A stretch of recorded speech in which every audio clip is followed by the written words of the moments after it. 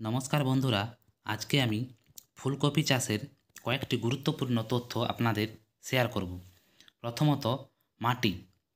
জল নিকাশের সুবিধাযুক্ত দোআঁশ মাটি খুব উপযোগী ফুলকপি চাষের ক্ষেত্রে। এবার আসি জাত।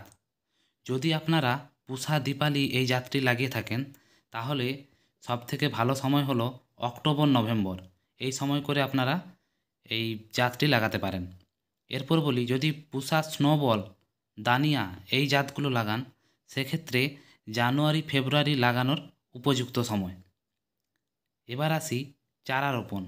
এটি একটি খুব গুরুত্বপূর্ণ বিষয়। 35 থেকে 40 দিনের চারা রোপণের জন্য আদর্শ। এর থেকে যদি বেশি বয়সের চারা লাগান তাহলে সেক্ষেত্রে কী হবে, ফলন খুব কমে যাবে। এবার বলি স্পেসিং। স্পেসিং বলতে দূরত্ব। জলদি জাতের ক্ষেত্রে আপনারা সারি থেকে সারির দূরত্ব রাখবেন 45 সেন্টিমিটার এবং গাছ থেকে গাছের দূরত্ব রাখবেন 30 সেন্টিমিটার, এবং নাবি জাতের ক্ষেত্রে সারি থেকে সারির দূরত্ব রাখবেন 60 সেন্টিমিটার এবং গাছ থেকে গাছের দূরত্ব রাখবেন 45 সেন্টিমিটার। আশা করি বন্ধুরা বুঝতে পারলেন।